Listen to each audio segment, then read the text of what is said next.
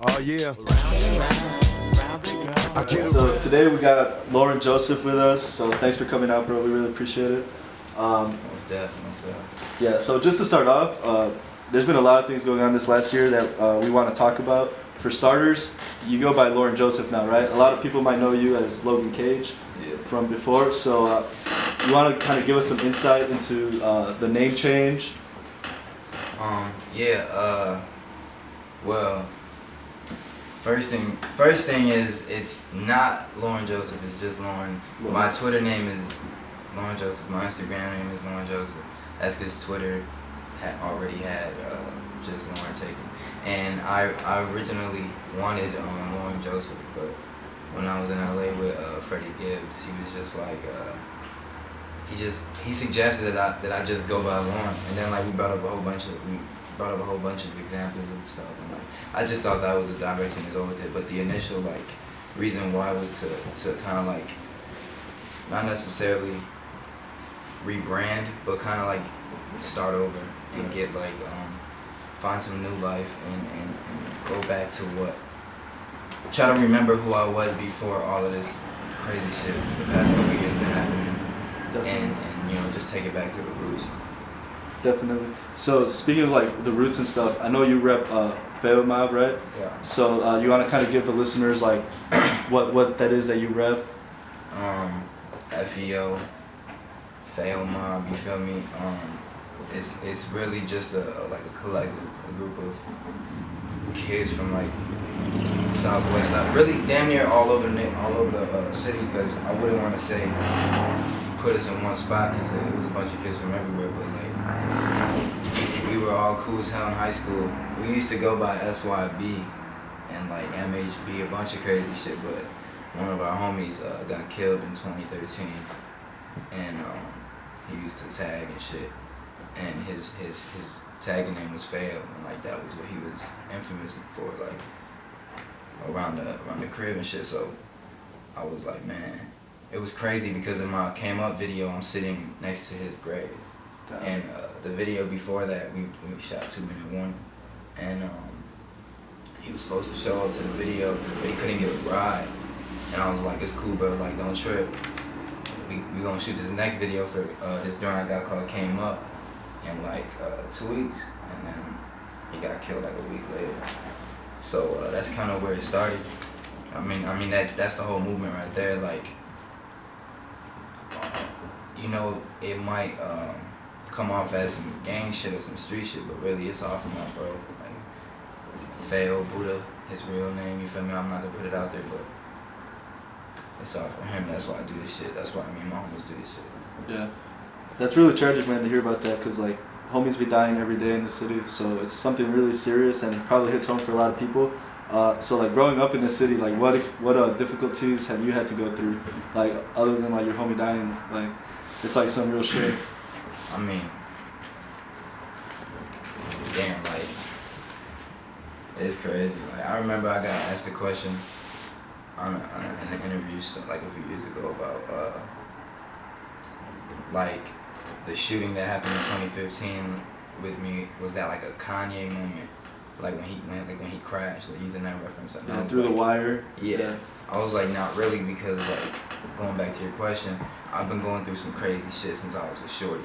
Like no bullshit. Like I couldn't make any of this up. You feel me? And if you listen to my music, I try to put stuff in there. You probably won't hear nothing like that on Fake Deep because it's fake deep. It's not really about. It's not real deep. But you know, taking it back to the old days, like growing up, we was bouncing around from crib to crib. I remember living on Trumbull, in an all-black neighborhood, being the only white kid. I remember living off Cicero for a little bit. I remember living up north for a little bit, and then we settled when I was a little shorty. Like I forgot, I don't even know how old I was, but we settled in a little village on 23rd and Washington, and I lived there for like the majority of my life, and like. It was tough, man. I remember nights with no lights, no motherfucking heat, no food. You know, my sister had this little hamster. It died in the crib because it was so cold. Like in the winter, we was all in the corner sleeping on the floor together as a family. But you know, her little pet.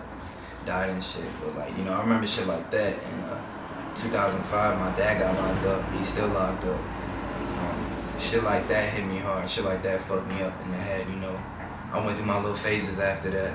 But you know, it's just been a chain reaction of bullshit my whole life. But I always seem to figure a way to take the positive from it and go, like, especially with the shooting that happened a few years ago. Like, you feel me? I could just keep going on and on. Like, you know, I know like at least like 6 people that got killed this year that I was like, damn, bro, you feel me? Like, it's just, that's just the lifestyle we have here in Chicago. If you live in a certain part, if you live like in other parts, you might be Gucci. You feel me? But my experience is just, it feels like a movie, which is why I chose this route to tell my story. Definitely. What unique struggles would you say, like being the only white kid in an all-black community? Like, what did you have to go through? Well, I was only there I only lived in that neighborhood for a little bit. It wasn't really no struggles. I used to just have to fight a lot, just cause you know, you're a little white boy. You feel me? You gotta fight. You gotta prove the motherfuckers you ain't no bitch. But I've always growing up. I always had you know, I'm like barely white. I'm Mexican, Italian, Puerto Rican, and Dominican. But you feel me? I just got white ass skin. Like my mom got 4 kids. Like 2 of us are dark, 2 of us are light. My dad's dark as hell. You feel me? Yeah. But you know, I was always still that little white boy. People are always gonna see the skin color first before anything. For sure. Definitely. So like but I just used to have to fight a lot, and that's pretty much it, man. I didn't really have no trouble. I ain't never get bullied or nothing. I'd rather get my ass beat than get bullied. I'm gonna go out fighting. Definitely. So it sounds like you've gone through like a really tough journey to get to this point. What music were you listening to during this whole thing? Like, what music were you listening to coming up, maybe as a shorty, before you even started rapping? A lot of Biggie, Pac, Bone Thugs, Do or Die, like, as a shorty, you know. And then I had the white side of my family who like to listen to Italian music, or like, I really got one uncle who listens to country music, and he used to try to put me on country music all the time. It's cool, I guess. You never got into it as much? I don't live in the country, you feel me? I live in the streets, so. True. Of course, I'm gonna gravitate towards like the Do or Die, the Bone Thugs, the motherfucking Pac and shit. Like, I don't know if you heard of my EP, The New Wave, when I talk about a situation when I was like, I was 8 years old, bumping Still Ballin' by Pac, smoking my dad's roaches on the back porch with his cassette, you feel me? Like, that's real. So, you know, that's like, and Eminem, how could I forget Eminem and Jay-Z, like shit like that. But I really didn't get into like that type of shit, Kanye, Eminem, Wayne, all that shit, till I got a little bit older, and I started realizing once I knew like hip-hop was the music I liked the most out of everything. As a shorty, I just knew that I liked hip-hop, but I would hear other shit and I liked other shit too. But growing, like once I hit like 12, 13, you know, you feel me, that's when I was like, I like hip-hop more than anything else. I like rap more than anything else. I like this other shit too, but I like rap more than anything else. And then I started doing research, and you feel me? Yeah. We were just talking about how I saw you at a show back when like we were like young, like still in high school and stuff. What age did you decide to start taking hip-hop seriously as like a career, or as like a pursuit? Can't tell you how old. I don't know how old I was, but 2014 is when I started taking it serious. Like, I would say like the last couple months of 2013 going into 2014, but prepping 2014 until now is when I started taking it serious. But before that, it was just all fun. Like, I remember. Also 50 Cent. 50 Cent too. Hella 50 Cent, one of my favorite rappers of all time. As a shorty, like me and my cousin Fendi used to always rap. Like, we used to sit there and write down 50 Cent lyrics, T.I. lyrics, and play the song. And just like get a fucking remote and jump on the bed and act like we was having a concert, you feel me? To 50 Cent shit. So, yeah, like I've always had a passion for this shit. I just, either whether it be subconsciously or knowingly, but I always had a passion for it. But 2014 is when I like, kind of like, you feel me, locked in. And I've had ups and downs since then, but I feel like it's my time. My time is like right around the corner. True. I've actually listened to a lot of like your previous projects and a lot of songs you put out, and I noticed that you work a lot with a producer named Flight. Yeah. When did you link up with him, and how did that relationship grow? 2014. 2014. Well, like I said, the back end of 2013, like the last couple months. So he's been there since the beginning, basically. Yeah. All right. And we met through my old manager, and he was already managing him at the time. And you know, I walked into a good situation, I guess. At first, me and Flight didn't click though. We laugh at this all the time. He wanted to stop working with me like after the first session. I was like, bro, let's give it another shot. And then we made this weak ass fucking beat called Jaws. If you ask him, he'll tell you the same thing. If you call him right now and ask him, he'll tell you the same thing. It's a weak ass fucking beat called Jaws. But yeah, man, since the beginning, bro, and we work closely. Like, we built our own studio now, so turn this shit off. We built our own studio now, so we be in there working like I already got another project after Fake Deep, right? Oh, shit. So like it ain't shit. It was for the reason I took a lot of time off and a lot of shit was like kind of looking weird was because we lost a lot of shit in our situation. But once we built the studio, we good. Like, it's people talk about this one producer, one artist. People had this obsession with it now since Jay-Z did it, like it's something new. You know, I understand Dre used to do it, I understand, you know, Drake and 40, but me and Flight locally damn near started that shit. And we started off hot. We came out the gate on fire, you feel me? So, I don't know, man. My relationship with Flight is like, he's like a brother to me. Like,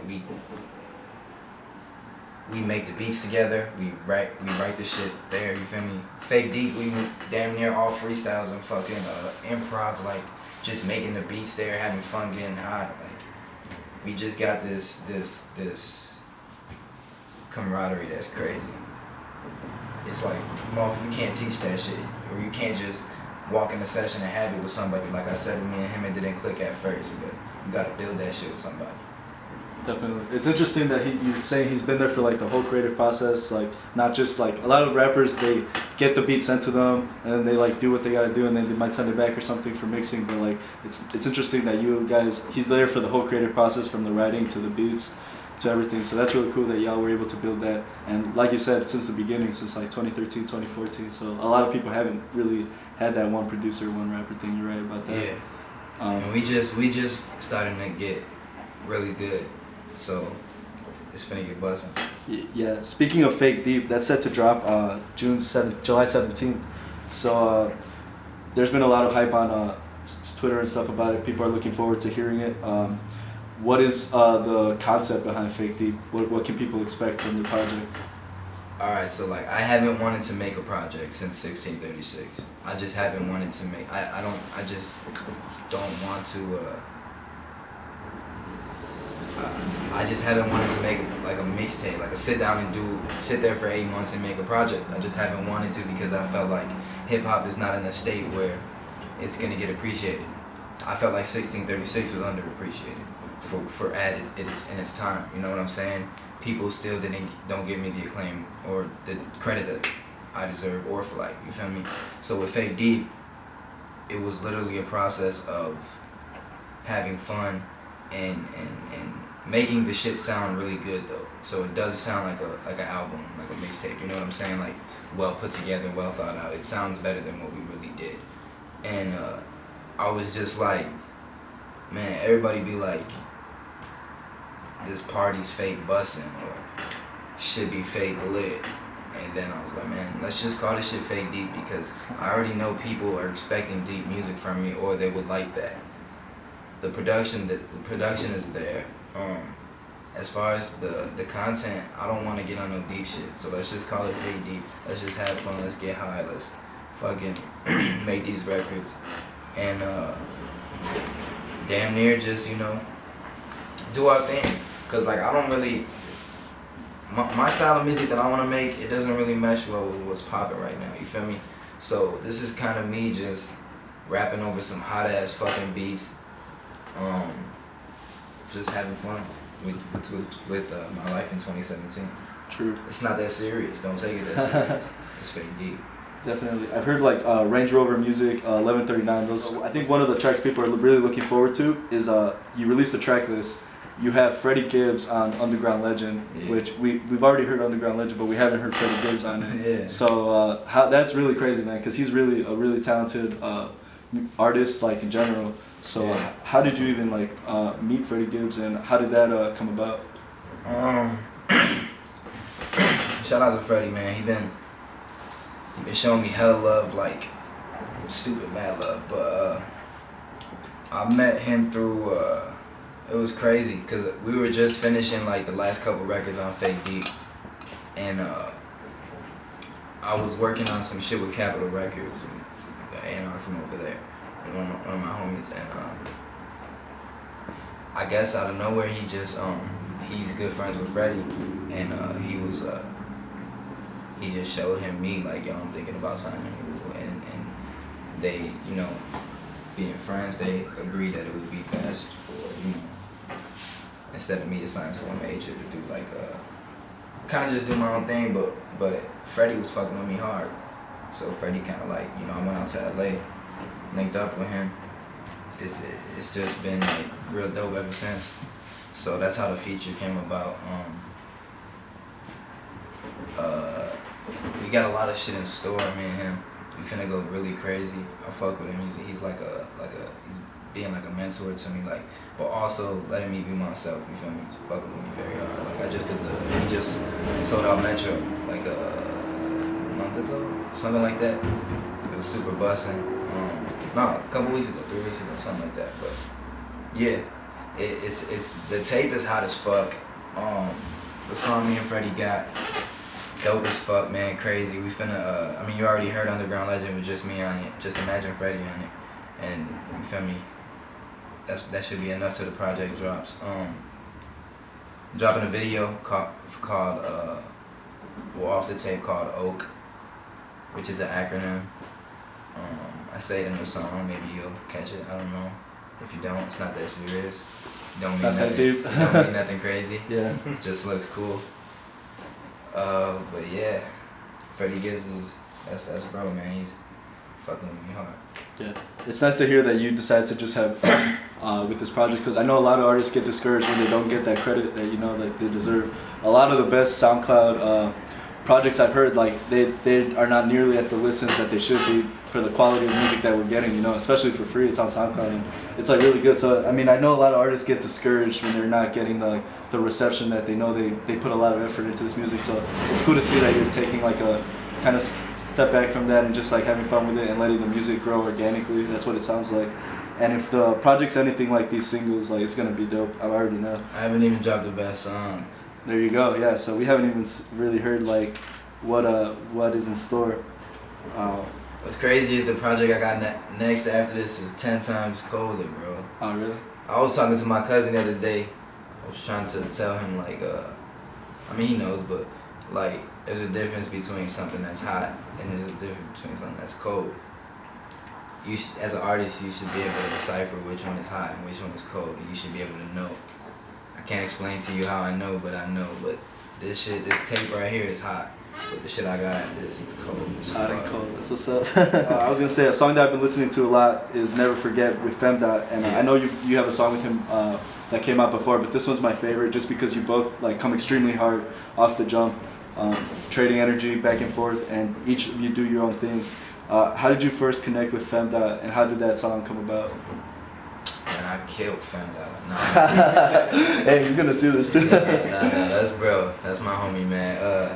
Shit. I remember when I first heard of Fam. It was a minute ago. It was like 2014. I think IB Classic got me on the beat, and then I rapped over it, and then when he sent me the final version, Femdot was on it, and I had never heard of him, but I was like, damn, this kid just went crazy. You feel me? Folks went crazy, And then I kind of didn't really make nothing of it because it was more of a feature, and I had my projects coming out, so I was more focused on that. And then I seen Femdot start doing his thing like even more, and I'm like, damn, what's up, bro? Like, I know we did that track a little while ago, but you know, let's get out some more shit. So I threw him on 3-Man Weave with Stro from New York from my tape for Still Iconic, and then we just got back in the studio a couple months ago. I'll probably say like December, January, something like that, I think. And we may never forget. And that shit was dope. He always like, you know, he always goes crazy. Like that's what you could count on him to take that shit serious and like go crazy. Like I don't do features with a lot of people. Like as far as put them on my songs, you know.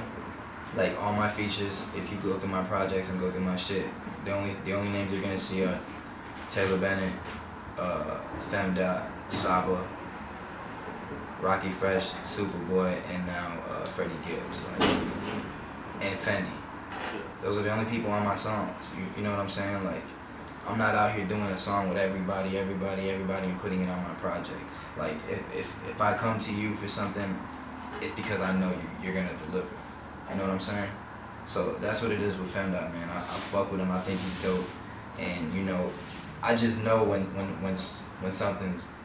somebody got it. You feel me? And I knew it from like when I met bro. You feel me? Yeah. I wouldn't even say that you two make like similar music because you each have your unique styles, but in the sense where he's not making what's like the popular wave right now. He's not like rapping about like taking Xan and fucking bitches, like, you know, like the wave, like it doesn't even need to be explained. He's got his own like lane he's carving out, and he's just really like talented as a lyricist. So I think like in that sense you two are similar because you're also just making your own music. You're not worried about like what's really coming out that's like getting the millions of fucking plays, because like I mean anyone can kind of see that and mimic it.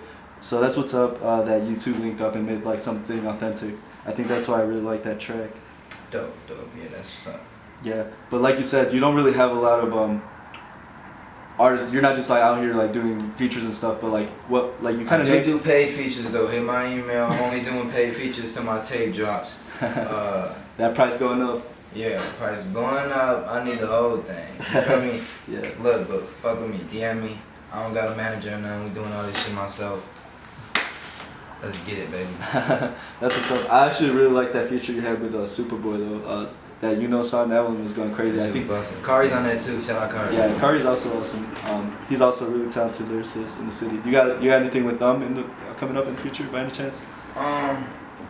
Somebody tweeted. I was on Instagram Live yesterday, and somebody was like, "Drop that shit with you and Super." I'm like, "Well, how the fuck do you know we got a song like, that we made a little while ago?" Hopefully that shit drops one day. That shit was hot. People pay attention. I haven't been in the studio with Super in a minute. Who else did you ask about? Kari. I feel like Super be holding on to his songs though. He like be waiting and like making sure it's perfect. Hey man, every artist is different, bro. Yeah. If you know, if that's how he works, then that's how he works. But I did a song with Kari. I did a few songs with Kari. We don't have anything new coming out yet, but you know, I see him all the time, so I'm sure we're gonna get in the studio. That's what's up. With Super too. Who would you really say, like, I don't know if you listen to like other people's music. I know a lot of artists say that they really only focus on their own craft, their own music. Lying their ass off, but go ahead. Yeah, I know, right? I believe that too. But so what artists do you see in the scene right now that are like, I wouldn't say that you look up to or anything, but like artists that are doing their thing and like making like authentic music in the city? Because there do be a lot of fake shit out here. Like you said with this fake music. Honestly, I don't really listen to Chicago artists like that. If I listen to Chicago artists, it's more so the drill. Like I'll check it out. I'll be like, you know, if Joey or like Tokyo, or if you know, my homies with the Social Experiment, Chance, or like any of them drop anything, Vic, Cammy, any of them, man, I'll look at it. Femdot, you feel me? All the homies, Sabo, I'll look at all this shit. Smeezy, all them. But as far as what I like to listen to, man, if you give me the aux cord, I'm throwing on some Young Pappy. I'm finna put on some LA Capone, you feel me? some Keith. Like, I really like all the trail shit. Because I don't really come from an artistic background. I come from a street background. I'm one of the first people in my family to even do anything that has anything to do with art. Period. You feel me? My cousin just got booked. He's serving life and murder. Looks exactly like me. Damn near my brother, grew up with him. 2 murders in jail. You feel me? That's where I come from. I don't come from art. So I like to listen to the street shit, the shit that I can relate to. And outside of Chicago, you know, the Future, the Drake, I like Thug shit. And I'm open to anything. If it's a new Chicago artist though, I definitely check them out. If I fuck with you, I'll reach out to them. But yeah. I'm not gonna sit here and tell you I don't listen to my own shit. Yeah. I do get high as fuck and listen to my own shit and get into my own world, but that's another story. Does that be helping you like get different perspectives on like your songs and like maybe like tweaking stuff or like? What do you mean? Like when you get high and listen to your own music, do you just do it for like fun, or do you actually like, does it ever give you like creative ideas or maybe like ideas to like change stuff up? It's honestly to change my perception because I like to listen to him sober. I like to listen to him high. I like to listen to him drunk. I like to listen to him because, you know, everybody gonna hear it in a different climate. It's not gonna be the same climate every time they listen to it. You know, you might be smoking a blunt listening to it and be like high as hell, like, oh, this shit cold. But somebody's sober as hell in the office listening to it on their phone like, this shit weak. Yeah. You know, they're not hearing this around. So I like to listen to it in every space that I can to try to see what other people are hearing. You know what I'm saying? Because I hear shit different from what you hear. Yeah. You know what I'm saying? Everybody's different. So yeah, I just like to listen to it in different climates. Yeah. I've definitely been blasted listening to some of your shit, so that's definitely true that your fans are listening to things in all types of states, so that makes sense that you'd be doing. But when I get high and listen to it, it's a vibe. Yeah. It's definitely a vibe. Definitely. You touched on your love for like the street shit, like that authentic hood shit, and I think I saw on Twitter that you were talking about like your love for the videos and how like that's like something that you respect and stuff. Do you want to like talk a little bit more about like the impact that those drill videos have had on like music in general, especially in hip hop? I mean, you can see the impact that it has. You don't have to talk about it. Like, come on, everybody looks like Chicago. Everybody sounds like Chicago. The videos now look like my videos in fucking 2014. You know what I'm saying? Like, stop. Everybody wants to be Chicago, G. Or an Element. We was just talking about that Cardi B, Bodak Yellow shit. Like, bro, the video is hot as fuck, but like the song, you could say it sounds like Kodak, but she's using all Chicago slang. Like, you a pussy, you a op, you a drop. You feel me? Like shit, like bro, that shit. I love it. I love it too. Everybody's, you know, like. That's probably why we love it so much though, because it's like reminiscent of that Chicago sound. Yeah, like I just love the authentic shit, like the organic shit. Like I love shooting videos on the block. I love shooting videos on the street. I love the creative shit, but I just love this shit more because it just resonates more with me. I gravitate towards that. I'm gonna always gravitate towards that. You can't take that from me because I have ties to that shit. You feel me? This art shit is cool. I like to be artistic. I like to think outside the box, you know, expand my mind and all that, but I just like the real shit, man. Yeah. That's what I like the most. Yeah, because there's a big difference between artists that are actually from the street and then segue into making music, and then it shows in their music, instead of people who see it and they might not be from that same background, but they try to like make it present in their music because they know that it's popular and that people are going to listen to it. But they might themselves live in like the suburbs in a nice house, never have committed a crime in their lives, you know. So I get that for sure, the authenticity of the drill videos and the music. Cause like, let's be honest, before Chief Keef blew up and moved to Cali, he was actually on the street like about it, right? So and it was present in his know that shit, bro, and that's why don't nobody tweak with Keef. And if you tweak with Keef, you can't. Yeah, exactly. So yeah, continuing on. I was just curious. You said you haven't really done a lot of shows recently because you did kind of go on a little hiatus and stuff. But like, out of all the shows that you've done, like, which one would you say was like your favorite experience? I'd be so fucked up when I perform, bro. Let me think. As far as what, this last year or all time? And I don't know, in general, whatever show stuck out to you is like really fun. I mean, my 1636 headliner is always gonna, so far it sits well as my like favorite show that I've done, put together. That was at Reggie's, that right? We put together, yeah. Shout out to everybody. Reggie's. Yeah, shout out Reggie. Shout out to everybody that made that happen. But that was probably my favorite moment. You know, there's been a lot of shows that have been busting ever since. I'm not even gonna flex everything. I've had one bad show probably. What was that? And it was a currency show, and it kind of set me up for failure. But I went anyway because they paid me already. So I was like, fuck it, and I went up there, and motherfuckers got to booing. Like, it was like these like drunk ass white dudes got to booing me. And then I got to frying their ass on stage. I stopped the music. I stopped the music because I wasn't going, bro. I started frying his ass on stage, and my homie and them was in the crowd. Checked his ass. Because we don't play that shit, G. Definitely. You feel me? But he stopped acting crazy after that. Did you finish your set after that? I just did like 2 songs and then left. But it was just awkward after that. Like, the crowd didn't know how to act. It was just weird. But that's like the only bad show I ever had. Shout out to Currency though. I would love to do a song. True. Damn, I'm just like, bam, bam. That's fun.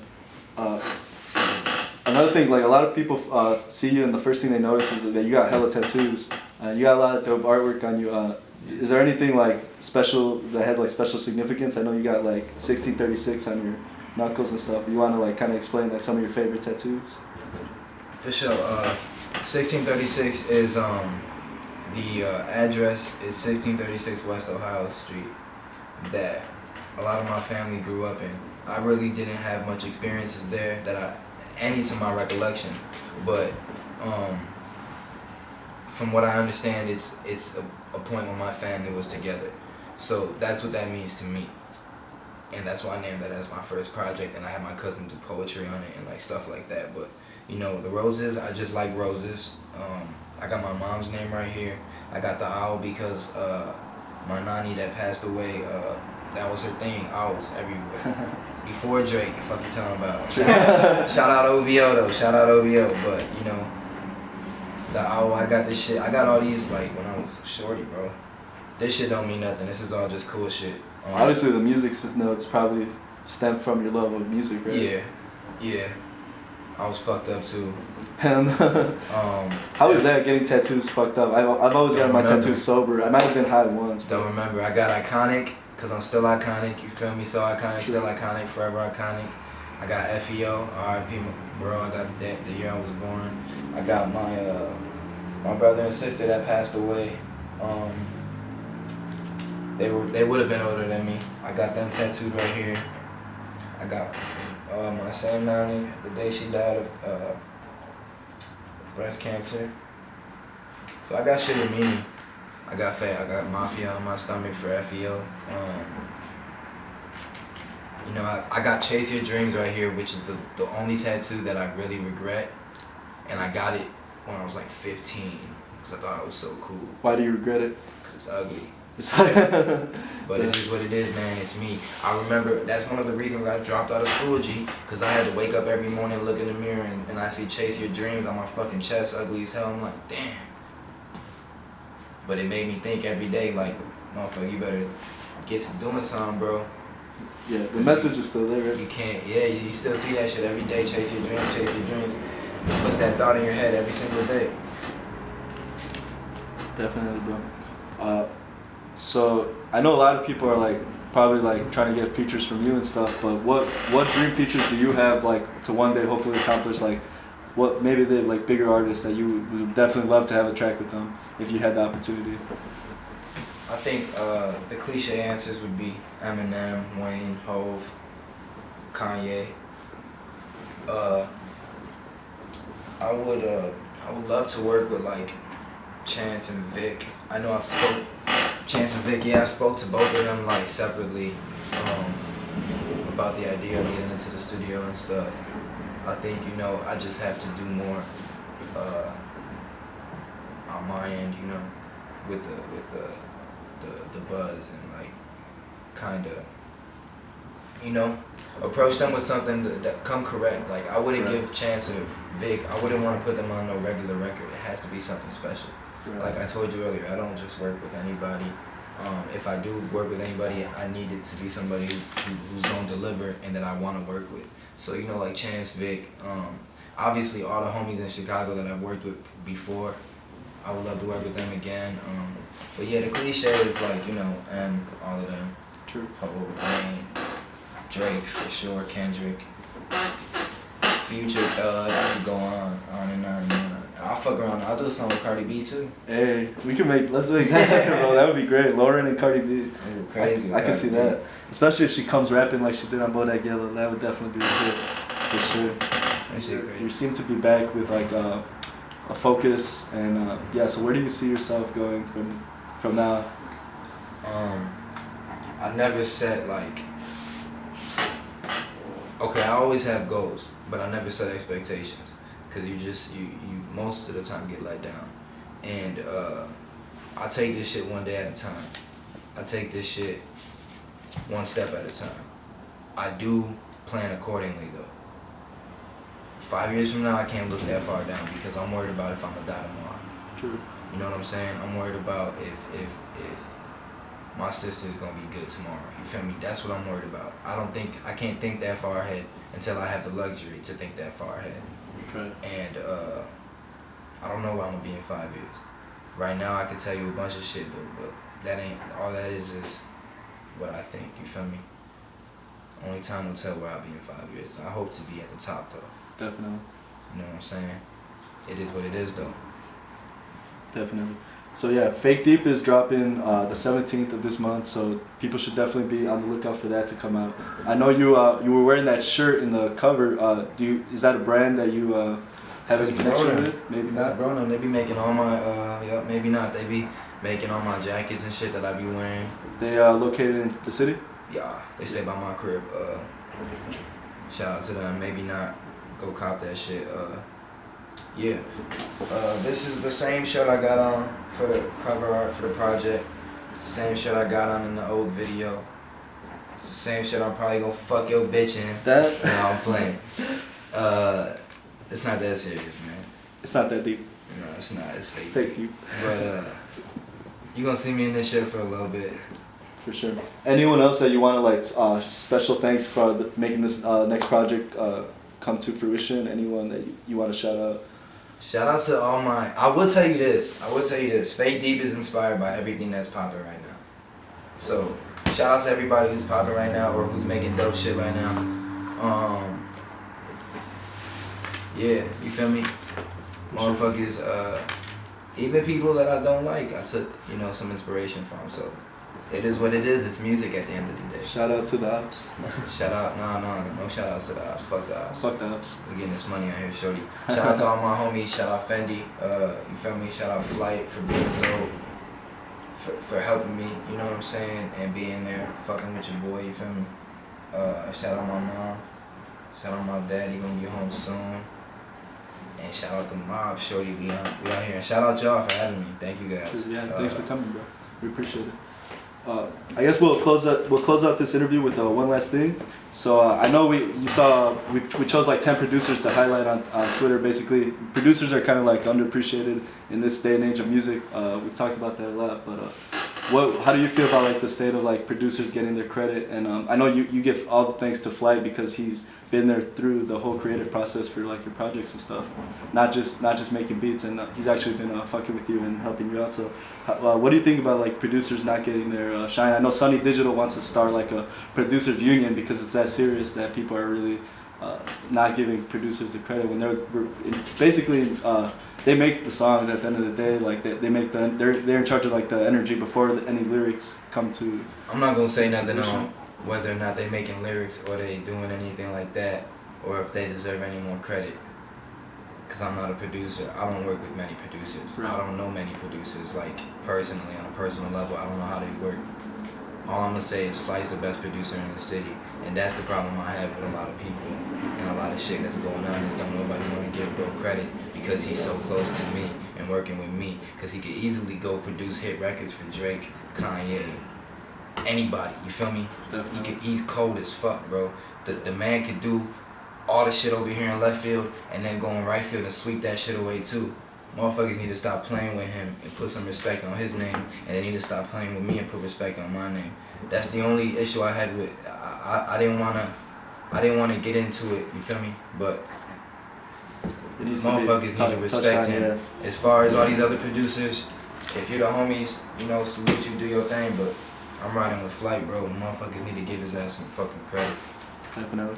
All right, bro. Well, thanks again for coming on the show and chopping it up with us. Definitely, we're gonna be on the lookout for Fake Deep to drop on the 17th. That's just gonna be raw. Yeah. It's super bussin'. Super bussin'. Super bussin'. It's fake bussin'. And I'm gonna throw a concert. I'm gonna throw a concert too for everybody hating. We're gonna throw the fake lit party or the fake bussin' party. Hey, that's a must. We'll definitely be at that then. Yeah. All right. Thanks, bro. I'm sure.